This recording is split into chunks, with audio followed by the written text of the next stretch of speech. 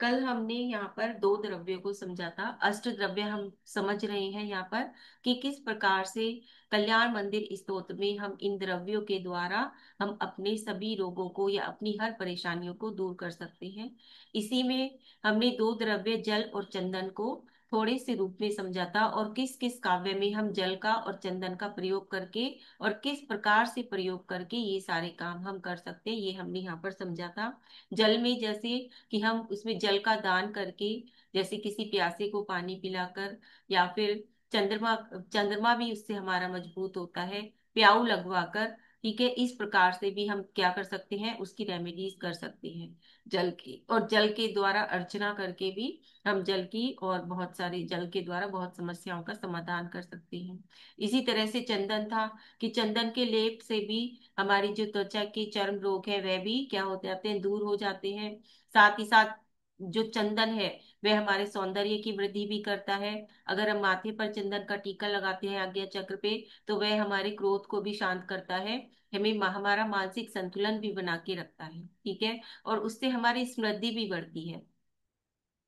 तो इस तरह से चंदन का टीका गले में लगाने से हमारा विशुद्धि चक्र संतुलित होता है, और जो हम बात कह नहीं पाते वह भी कह सकते हैं, यानी कि हमारी वाणी पर प्रभाव डालता है, हमारी वाणी को क्या कहते हैं, संतुलित करता है। तो इस प्रकार से हमने चंदन को भी समझा था।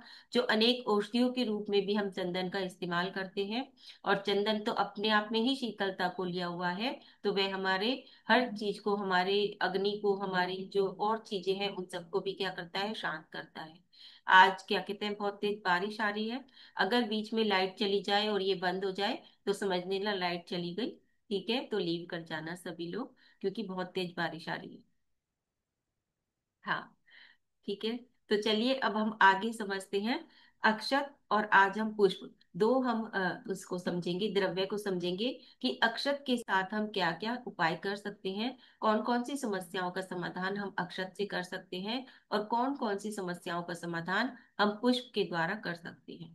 तो इन दो को आज हम समझेंगे। सबसे पहले अक्षत। तो अक्षत क्या है?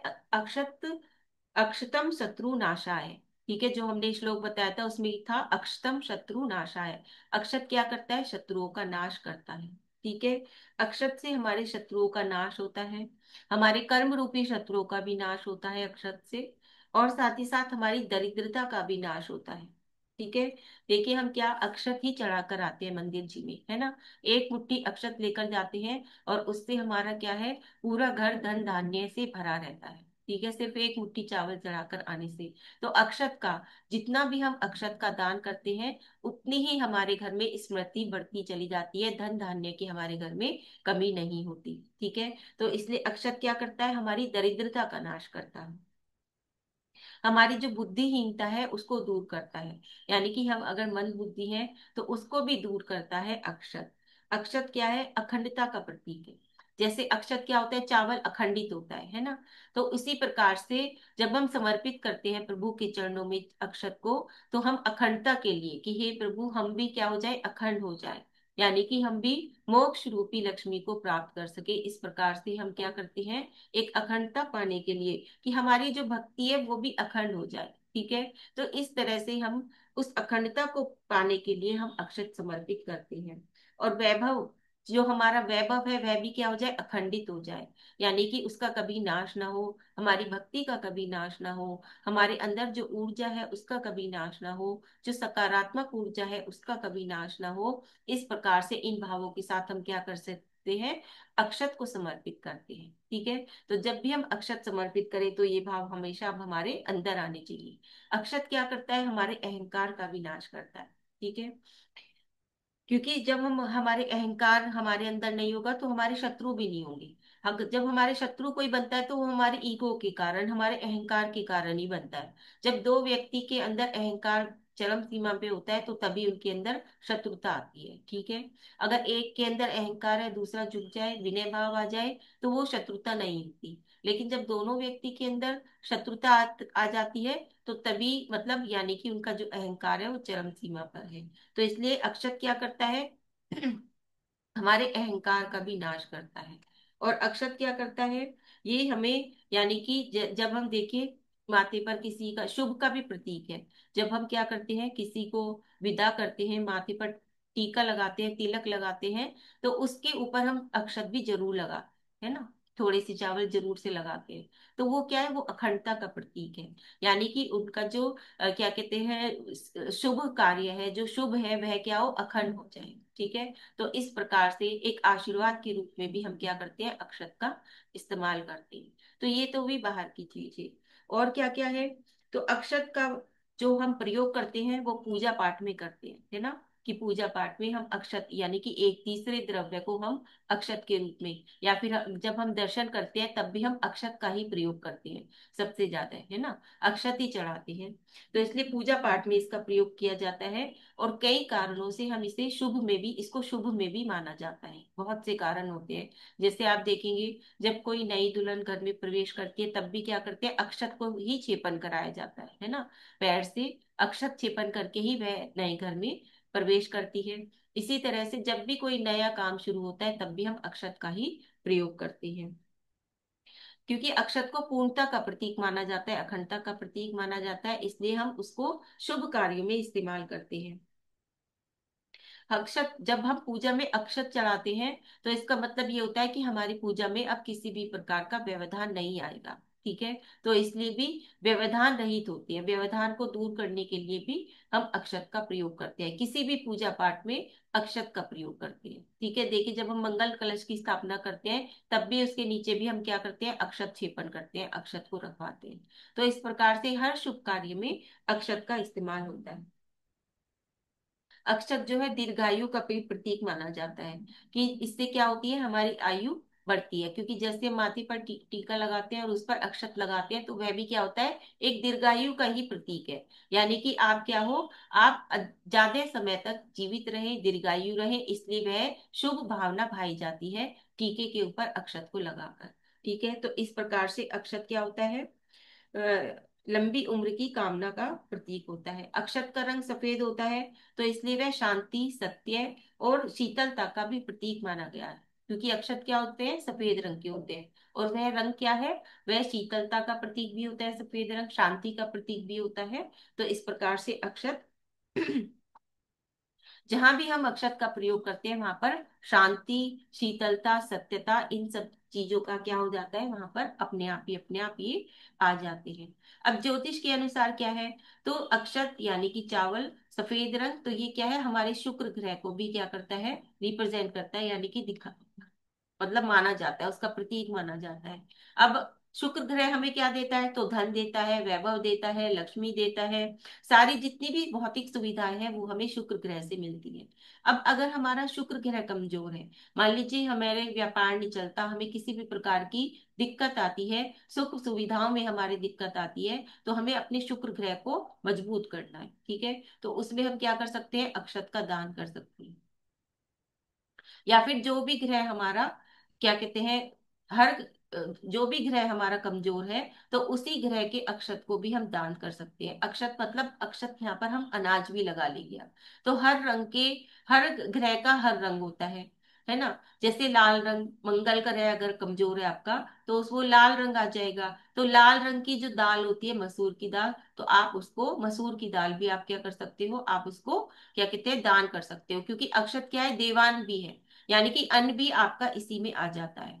तो 7 प्रकार के अन्न, 8 प्रकार के अन्न, 9 प्रकार के अन्न का दान भी, जैसे 9 प्रकार के अन्न मिला लीजिए उसमें, तो वह भी आप दान कर सकते हो। जैसे बाजरा हो गया, गेहूं हो गए, दाल हो गई, ठीक है, मक्का हो गया। तो इस तरह से ये चीजें भी, 7 तरह का अनाज मिला के भी आप क्या कर सकते हो, दान कर सकते हो। उससे आप अपने ऊपर से उतारा भी कर सकते हो। तो ये भी क्या हो गया, ये भी अक्षत हो गया। ठीक है। तो इस प्रकार से पूजा पाठ में तो हम ज्योतिष के अनुसार अपने सारे ग्रह को अक्षत के द्वारा क्या कर सकते हैं, ठीक कर सकते हैं। और अक्षत आप दान ही नहीं दें, अक्षत आप, अगर आप जानवरों को भी डालते हैं, या क्या कहते हैं, कबूतरों को भी डालते हैं अक्षत, तो उससे आपका राहु भी ठीक होता है और आपकी बहुत सारी समस्याएं भी दूर होती है। यानी कि अपने ऊपर से उतारा करके आप पक्षियों को डाल सकते हैं, आप उनको माली वगैरह को दान भी दे सकते हैं। तो इस प्रकार से अक्षत क्या हो गया, आपके ग्रह, जितने भी ग्रह हैं उनको भी ठीक करता है। तो ज्योतिष के अनुसार भी अक्षत का महत्व है, पूजा पाठ के अनुसार भी अक्षत का महत्व है, दीर्घायु के लिए भी अक्षत का महत्व है, और अखंडता के लिए भी अक्षत का महत्व है। पूजा पाठ में अगर आपको त्रिव पुण्याश्रम करना है, पुण्य का बंध करना है, तो उसमें भी जो अक्षत है वह क्या करता है, आपको विशेष रूप से अक्षत को समर्पित करना चाहिए। जितना आप अक्षत को समर्पित करते हैं भगवान के चरणों में, उतना ही आपका त्रिव पुण्य का आश्रम होता है।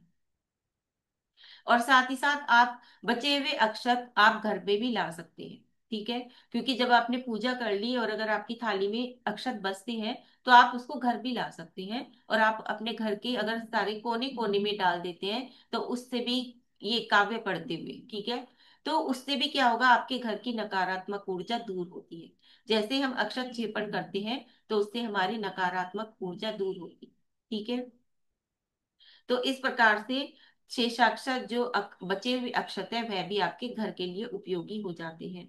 और अक्षत का इस्तेमाल करने से बुराई और अनेक दोष भी हमारे दूर होते हैं, जीवन में सुख शांति मिलती है।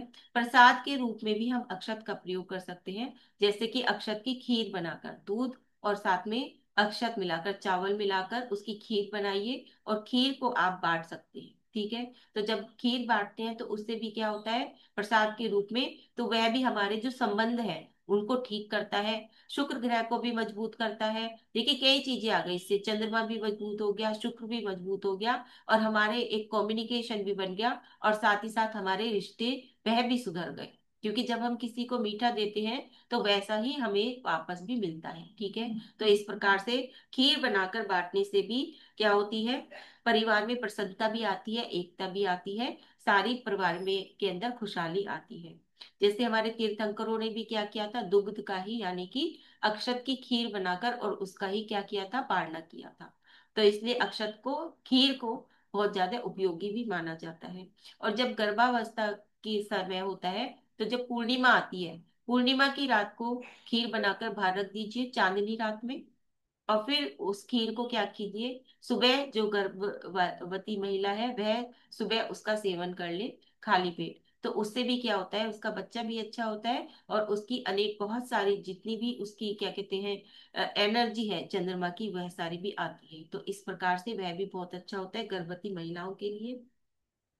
साथ ही समाज, सत्ता, शिक्षा, नौकरी, इन सब में भी अक्षत का अपने आप बहुत ज्यादा महत्व हो जाता है। ठीक है, सब प्रकार की कलह, सुख शांति, ये सारी की सारी हमें अक्षत के द्वारा प्राप्त होती है। और अक्षत सबसे ज्यादा हमारे मंगल दोष को दूर करता है, जिनकी कुंडली में मंगल दोष है, यानी कि मांगलिक दोष है, जो मांगलिक है उनकी, उनको मंगल दोष को भी दूर करता है अक्षत। ठीक है, कैसे दूर करता है वो आगे आएंगी, और सारी चीजें निकलेंगी। अक्षत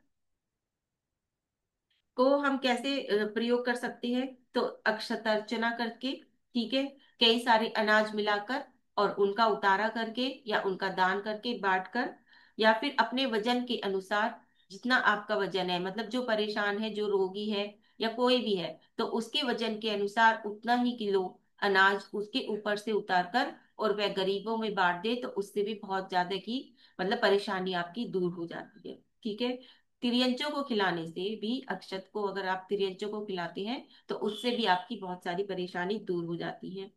और अब उनका भी सुधा, यानी कि उनकी भी भूख शांत होती है, और आपके भी बहुत सारी व्यवधान जो है वो दूर हो जाते हैं। तो इस प्रकार से जो अक्षत है वो एकता को बढ़ाता है, व्यवधानों का नाश करता है, मंगल दोष को शांत करता है, और आपके परिवार में सुख शांति स्मृति आदि को लाता है।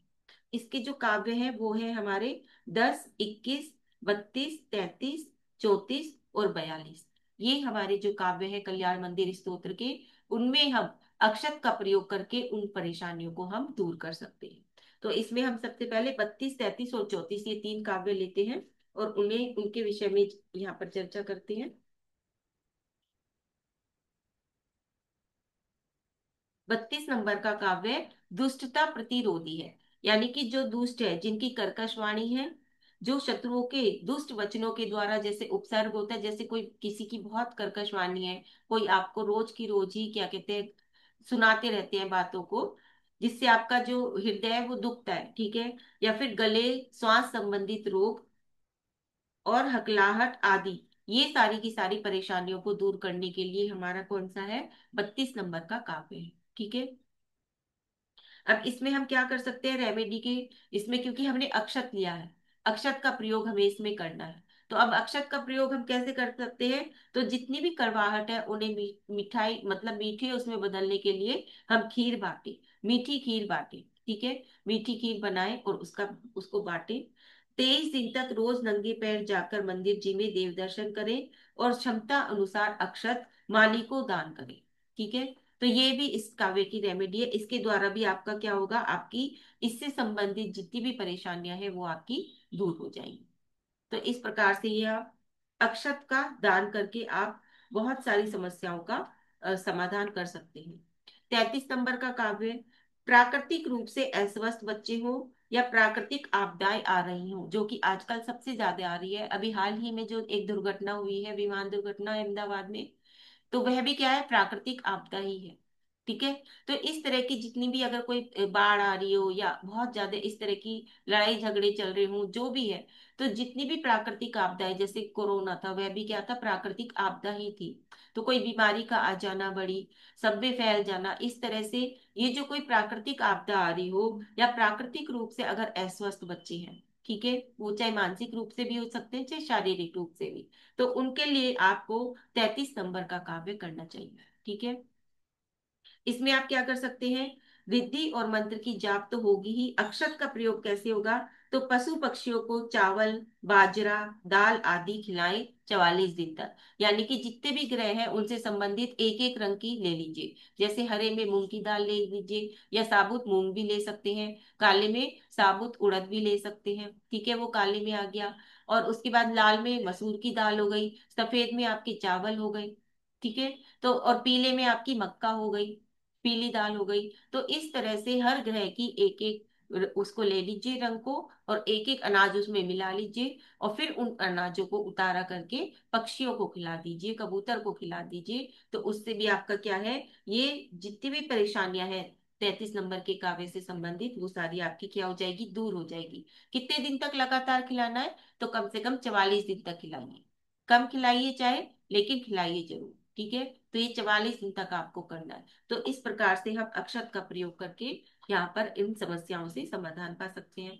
उसके बाद है 34 नंबर का काव्य, जो कल एक पूछा भी गया था कि टोने टोटके हो, व्यंतर बाधाएं हो, या फिर इविल आई, उन्होंने शायद इंग्लिश में पूछा था, ये सारी चीजें, ब्लैक मैजिक है ना, तो ये सारी चीजें क्या है, इन सब के लिए हमारा 34 नंबर का काव्य है।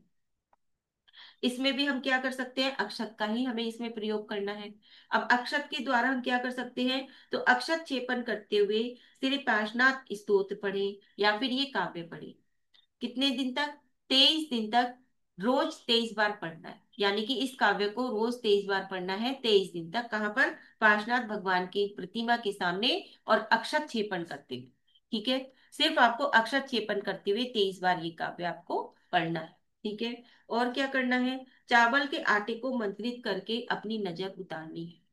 चावल का आटा बना लीजिए, उसको इन इस श्लोक के से रिद्धि और मंत्र के साथ मंत्रित कर लीजिए, पढ़कर चार्ज कर लीजिए उसको, फिर उसके बाद नजर उतार लीजिए, ठीक है। और फिर वह आटा आप दान में दे दीजिए।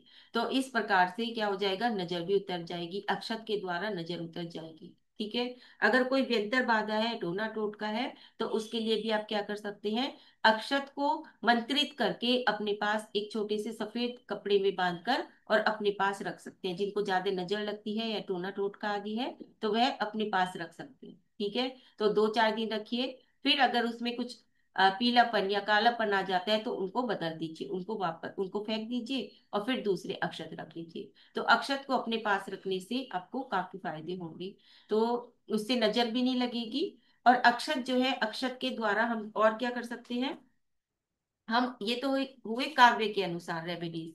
अक्षत के द्वारा हम अपने सातों चक्रों की हीलिंग भी कर सकते हैं, ठीक है। हर रंग के जो भी 7 चक्र हैं आपके, उनके रंग होते हैं 7। अब उन 7 रंग में आप अक्षत को क्या कर लीजिए, 7 रंग के अक्षत बना लीजिए। मूलाधार चक्र है, तो आप लाल रंग के अक्षत बना लीजिए, और फिर लाल रंग के अक्षत के द्वारा आप क्या कर लीजिए, उसकी लाल रंग की पोटली बना लीजिए, ठीक है। और जब भी आपको अपने मूलाधार चक्र की आपको हीलिंग करनी है, तो जहां आपका मूलाधार चक्र है पेट पर रख लीजिए, और तब ये काव्य पढ़ते चली जाइए। क्योंकि हमने चक्रास की जब की थी तब बताया था कि कौन सा काव्य कौन से चक्र के लिए है, ये हम पहले बता चुके हैं। तो वही काव्य आप पढ़ते रहिए, 15 से 20 मिनट इस प्रकार से आप लेटकर बिल्कुल शांत भाव से काव्य रिद्धि मंत्र पढ़ते रहेंगे मन ही मन में, और वह लाल रंग के चावल पोटली आपकी उस मूलाधार चक्र पर रहेगी। और आप विजुअलाइज भी करेंगे, ध्यान भी करेंगे कि वह जो मंत्रित चावल है, वह उनकी ऊर्जा आपके कहाँ जा रही है, आपके मूलाधार चक्र पर जा रही है। तो इस प्रकार से क्या होगा, चावलों के द्वारा, अक्षत के द्वारा हम अपने चक्रास को भी ठीक कर सकते हैं। मान लीजिए आपके पेट में दर्द है, पेट से संबंधित समस्याएं हैं, पीले रंग के चावल कर लीजिए, ठीक है ना, और उनकी पीले रंग की पोटली बना लीजिए, उनको मंत्रित करके पहले से ही, और फिर उसके बाद आप सीधे लेट जाइए, पेट पर रख दीजिए उस पोटली को, और फिर काव्य पढ़ने, पेट से संबंधित जो काव्य है इसमें वह पढ़िए, उसकी रिद्धि मंत्र पढ़ते रहिए, और विजुअलाइज करते रहिए कि आपके पेट में वो जो चावल की पोटली रखी हुई है, उससे जो ऊर्जा है वह आपके पेट के अंदर जा रही है, उस समस्या, जहां पर समस्या है वहां पर जा रही है, और आपकी वो जो समस्या है वह धीरे धीरे ठीक हो रही है। तो ये क्या है, ये हीलिंग के प्रोसेस है कि आप किस प्रकार से हीलिंग कर सकते हैं अक्षत के द्वारा। ठीक है, तो बताने को तो देखो बहुत कुछ है अभी इसमें अक्षत का।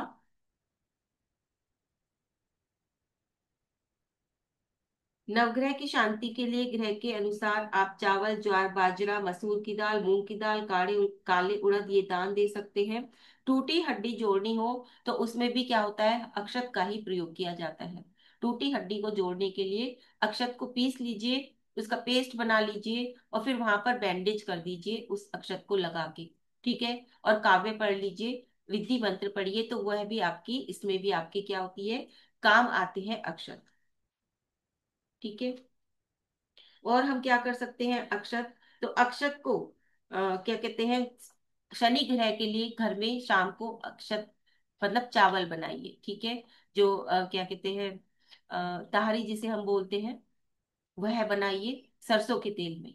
और फिर शाम के वक्त उसको, शनिवार वाले दिन आपको ये करना है, सरसों के तेल में तारी बनाइए, चावल बनाइए, किसी भी प्रकार के, कैसे भी चावल बनाइए, सफेद नहीं, मतलब किसी भी तरह से नमकीन चावल, और फिर उनको गरीबों में बांट आइए। तो उसको एक बार ही आप करेंगे तो आप इसके रिजल्ट्स देखेंगे, इतने अच्छे रिजल्ट्स हैं इसके, कि आपके, अगर जैसे जिसको बहुत ज्यादा चोट लगती है, मान लीजिए कोई बच्चा है रोज चोट खाता है, तो इसका मतलब उसका शनि खराब है, रोज चोट खा रहा है, रोज उसके पैर में चोट लग गई, किसी के रोज पैर में चोट लगती है, पैरों से संबंधित समस्याएं हैं।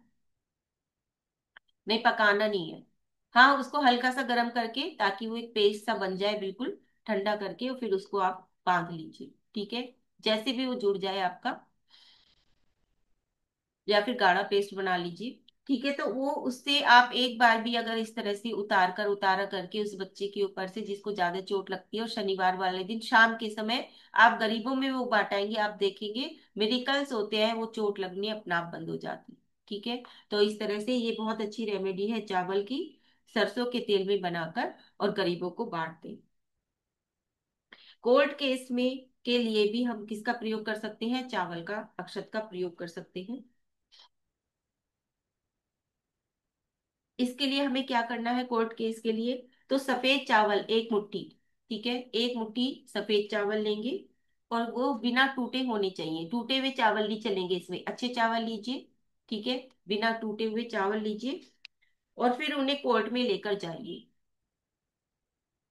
जहां पर, जिस कक्ष में सुनवाई होनी है, वहां पर चावल को दाहिनी तरफ फेंक दीजिए। ठीक है, वो जो 1 मुट्ठी चावल आप लेकर गए हैं, वहां पर जिस कक्ष में, क्या कहते हैं, वो सुनवाई होनी है, उसमें आप सीधी तरफ वह चावल फेंक दीजिए। ठीक है, कोई देखे नहीं, पहले ये काम कर लीजिए चुपचाप से, तो आपका जो कोर्ट केस है उसमें आपको सफलता मिलेगी ही मिलेगी। तो इस तरह से हम अक्षत के द्वारा अपनी बहुत सारी समस्याओं का क्या कर सकते हैं, समाधान कर सकते हैं। ठीक है, बर्फ, चोट लग जाए, तेज चोट लग जाए, या फिर दर्द हो, सूजन हो, वहां पर भी हम अक्षत का प्रयोग कर सकते हैं।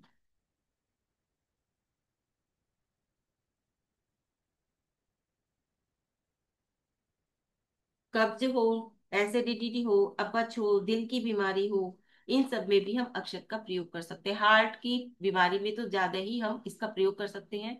और वैसे जैसे मैंने बताया कि अपने हार्ट चक्र को हील कीजिए, हरे रंग के चावल बना लीजिए, हरे रंग की पोटली बनाइए, उनको अपने हृदय पर रखिए, है ना, हार्ट चक्र पर, और फिर उससे संबंधित काव्य पढ़िए, रिद्धि पढ़िए, मंत्र पढ़िए, कम से कम 20 मिनट तक खुद को ही हीलिंग दीजिए। ठीक है। तो इस तरह से आपका क्या हो जाएगा, हार्ट से संबंधित जितनी भी परेशानियां हैं, समस्याएं हैं, वो आपकी दूर हो जाएंगी। उसके बाद हम पुष्प को और समझा देते हैं थोड़ा सा।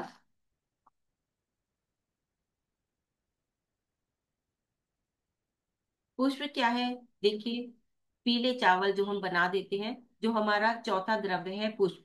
ठीक है। पुष्प क्या करता है, पुष्प वैसे तो प्रेम का प्रतीक होते हैं पुष्प, ठीक है ना, लेकिन पुष्प में,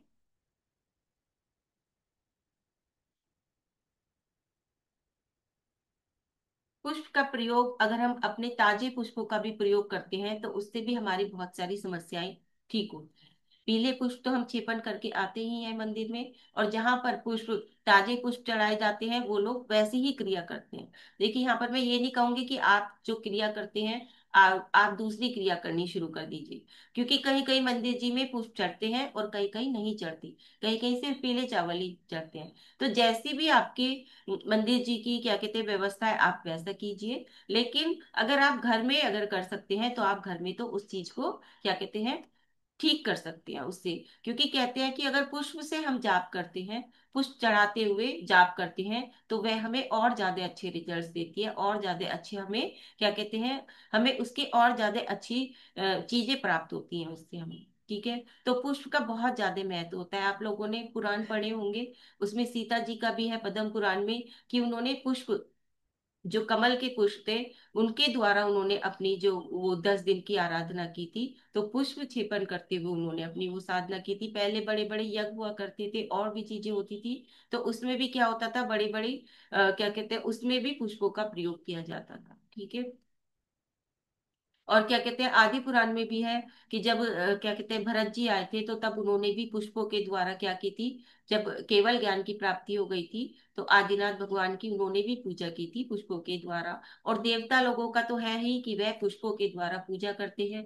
जैसे उसमें भी है पुष्प वृष्टि मंदार सुंदर नमेरु सुपारी जात, है ना। तो ये सारी चीजें, तो पुष्पों के द्वारा हमेशा पूजा अर्चना का विधान है। और उसके द्वारा हम क्या कर सकते हैं, बहुत सारी चीजों को ठीक कर सकते हैं। जैसे घर में सजावट अगर हम करें, तो असली पुष्पों की करें, नकली पुष्प अपने घर में नहीं लगाने चाहिए। क्योंकि अगर हम असली पुष्प लगाते हैं तो हमारा घर क्या है, उसमें सकारात्मकता आती है। और अगर हम नकली पुष्प से अपने घर को सजाते हैं तो उससे हमारे घर में नकारात्मक ऊर्जा आती है। या तो लगाए ही नहीं, अगर लगाने हैं तो असली पुष्प से अपने घर की सजावट करें, नकली पुष्पों से कभी भी नहीं करें, उससे आपके घर में नकारात्मकता आएगी। सबसे पहले तो यही है। ठीक है। दूसरा है, गुलाब का फूल अगर हम लगाते हैं घर में, तो वह हमारे घर में क्या कहते हैं शांत और शुद्ध करता है, हमारे घर के वातावरण को क्या करता है, शांत करता है और शुद्ध करता है। क्योंकि गुलाब की जो खुशबू आती है, पुष्प का क्या सबसे बड़ा बेनिफिट है, उसका खुशबू, है ना। पुष्प हमें क्या देते हैं, खुशबू देते हैं। और वो इतनी दूर दूर तक बिखेरते हैं कि उससे अपने आप ही अपने आप हमारी क्या कहते हैं, हमारा मानसिक, अगर हम तनाव में हैं और अगर हम फूलों को सूंघ लेते हैं तो हमारा मानसिक तनाव दूर हो जाता है। ठीक है ना। तो इसी तरह से अगर घर में सकारात्मक ऊर्जा को रखना है तो उसके लिए भी पुष्प बहुत अच्छे रहते हैं। तो पुष्प से एक सकारात्मक ऊर्जा बनी रहती है, और साथ ही साथ घर में शांति का वातावरण भी बना रहता है। ठीक है। अगर हमारे घर में तिजोरी है, तो उसमें हमें कदम का फूल रखना चाहिए। कदम का जो फूल आता है वो रखना चाहिए। घर में तिजोरी हो या कोई भी कहीं भी तिजोरी हो, तो उसमें हम कदम का फूल रखते हैं, तो उससे हमारी और ज्यादा उसमें बढ़ोतरी होती है। फूलों को अधिकतर हमें पूर्व दिशा में रखना चाहिए, क्योंकि अगर हम अपने घर में पूर्व दिशा में रखते हैं तो वहां पर हमें ज्ञान और बुद्धि की प्राप्ति होती है। ठीक है। क्योंकि पूर्व दिशा क्या है हमारी, यानी कि ज्ञान की, वहां पर सूर्य उदित होता है। तो ऐसे ही जैसे जैसे सूर्य उदित होता है तो वह क्या है, वह भी ज्ञान का प्रतीक है, दीपक। तो इस तरह से हमें, यह दिशा हमारी ज्ञान और बुद्धि की प्रतीक है। इस दिशा में यदि हम कमल, चमेली रखते हैं, तो वह क्या करता है, वह हमें और शुद्धता देता है। ठीक है। कमल रखते हैं या फिर चमेली, चमेली के फूल अगर हम वहां पर रखते हैं। और उत्तर दिशा हमारी क्या है, धन धान्य की प्रतीक है और समृद्धि की प्रतीक है। ठीक है। तो उत्तर दिशा में अगर हम गुड़हल का फूल और गेंदे के फूल रखते हैं, या फिर मोगरा जैसे फूल रखते हैं, तो वह हमें क्या देता है, हमें समृद्धि देगा देगा और हमें धन धान्य की वृद्धि करेगा। तो हम ये वाले फूल अपने घर के उत्तर और पूर्व दिशा में रख सकते हैं। ठीक है। पश्चिम दिशा भी हम किस लिए मानी जाती है? प्रेम और स्नेह के लिए मानी जाती है। और यदि धन की कोई समस्या है, अगर आपकी धन की कोई समस्या है, तो आप पुष्प से जाप करके और सोमवार के दिन उन्हें बहती नदी में प्रवाहित करके आ जाएं। पहले पुष्पों से जाप करें और फिर उसके बाद क्या करें, बहती नदी में उसको प्रवाहित करके आ जाएं सोमवार के दिन। तो आपकी क्या हो जाएगी, आपकी धन से संबंधित आपकी समस्याएं भी दूर हो जाएंगी। अगर शादी में अड़चन आ रही है, मान लीजिए शादी नहीं हो पा रही है, शादी में अड़चन आ रही है, तो आप क्या करें, किसी सुनसान जगह पर जाकर वहां पर एक गड्ढा खोदें और नीले रंग के पुष्प को वहां पर दबाकर आ जाएं। ठीक है, नीले रंग के पुष्प लें, किसी सुनसान जगह पर जाएं, वहां पर गड्ढा खोदें और उसमें नीले रंग के पुष्प को दबाकर आ जाए। तो उससे क्या होगा, शादी में आने आने वाली अड़चनें आपकी दूर हो जाएंगी। अगर नवग्रह के दुष्प्रभाव से बचना है, कोई भी नवग्रह, कोई भी ग्रह अगर परेशान कर रहा है, तो उसमें पलाश, चमेली, गुलाब के फूल और तुलसी की पत्तियों को जल में डालकर स्नान करें। ठीक है, पलाश, चमेली, गुलाब के फूल और तुलसी की पत्तियों को जल में डालकर स्नान करें। तो आपकी जितने भी ये नवग्रह से संबंधित परेशानियां हैं, ये भी क्या हो जाएंगी, आपकी दूर हो जाएंगी।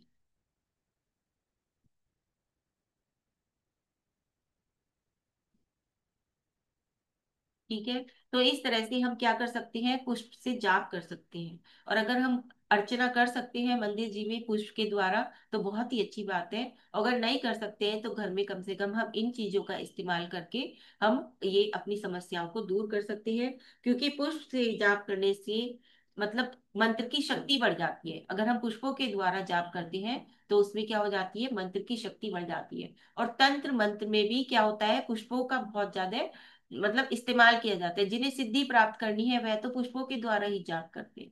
ठीक है। तो अगर हमें सिद्धि प्राप्त करनी है या हमें अपनी, क्योंकि स्पिरिचुअलिटी में पुष्पों का सबसे ज्यादा महत्व है। क्योंकि वहां पर क्या होता है, जब हम स्पिरिचुअलिटी में होते हैं, ध्यान करते हैं, मेडिटेशन करते हैं, तो उसमें पुष्पों के द्वारा, पुष्पों से बने हुए क्या कहते हैं, एसेंस आते हैं, इस तरह के एसेंस आते हैं। ठीक है, अलग अलग पुष्प के इस तरह से एसेंस आते हैं और जिनको हम यूज कर सकते हैं, यूज करते हैं डिफ्यूजर में डालकर, तो एक खुशबू का वातावरण बन जाता है। और तब हम मेडिटेशन करते हैं। तो ये बहुत एक थेरेपी है। इसको फ्लावर थेरेपी भी कहते हैं, बीच थेरेपी भी इसको कहते हैं। ठीक है, ये 38 प्रकार के इसमें अलग अलग एसेंस आते हैं, जिनके द्वारा जब हम मेडिटेशन करते हैं, तो अगर हमें अपनी स्पिरिचुअलिटी को बढ़ाना है, जो भी हीलर है यहाँ पर, जितने भी हीलर बैठे हुए हैं, वो ये बात जानते हैं कि हम अपनी स्पिरिचुअलिटी को बढ़ाते हैं ध्यान के माध्यम से। ठीक है। और जब मेडिटेशन करते हैं तो उसमें हमें क्या करते हैं, इस चीज का इस्तेमाल किया जाता है।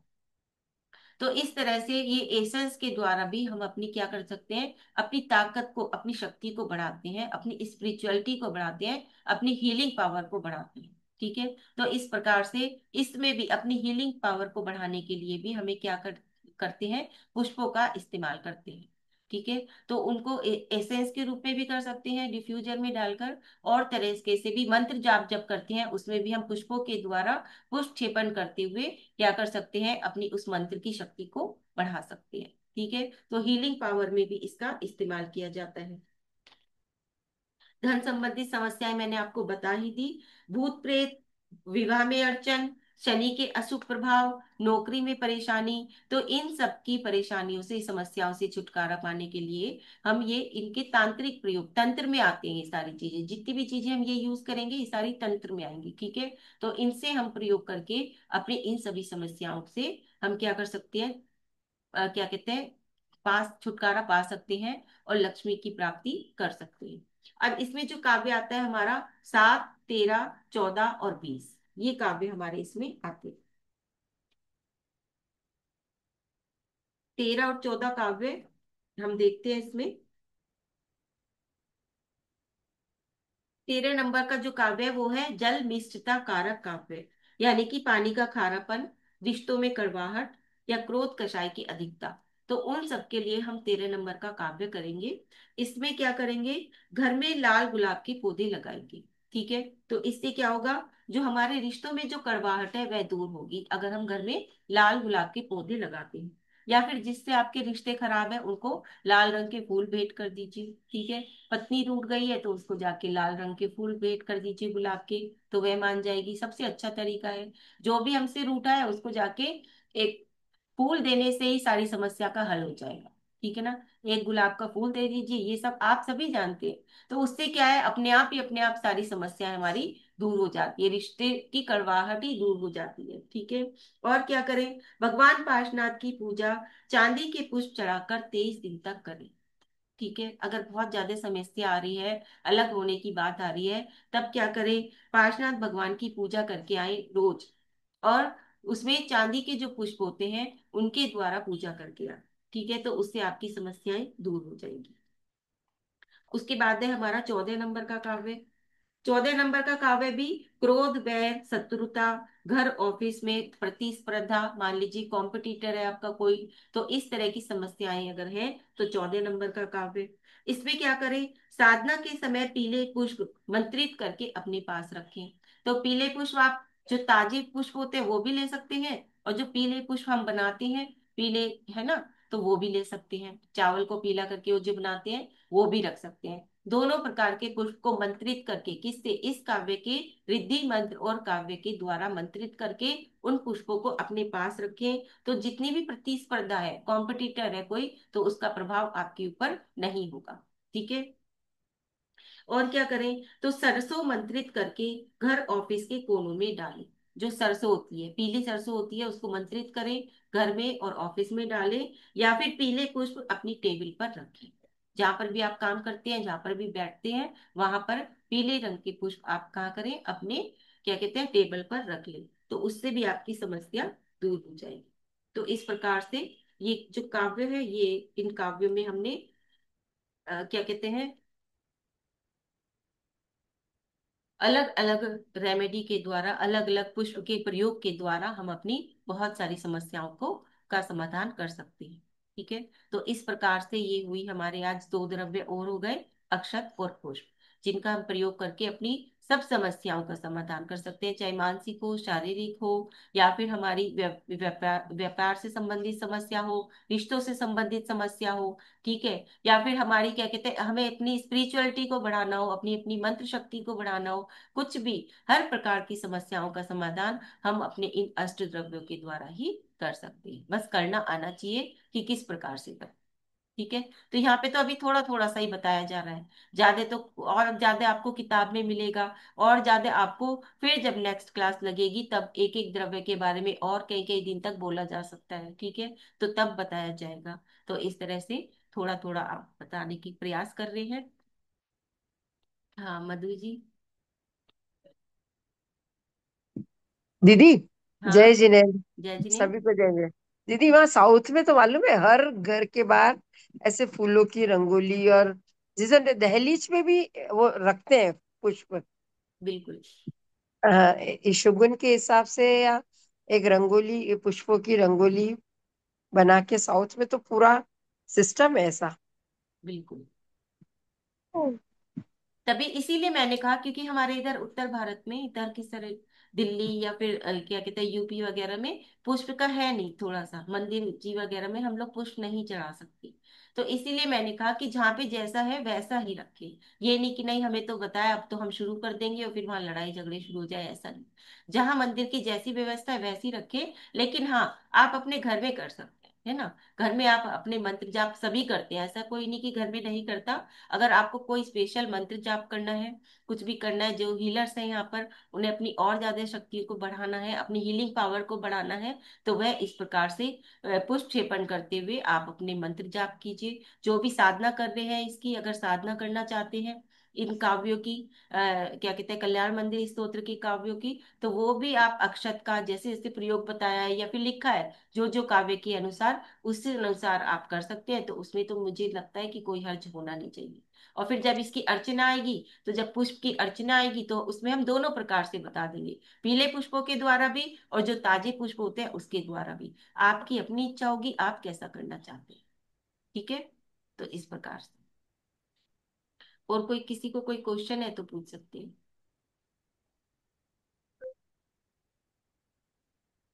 नहीं, चलिए ठीक है।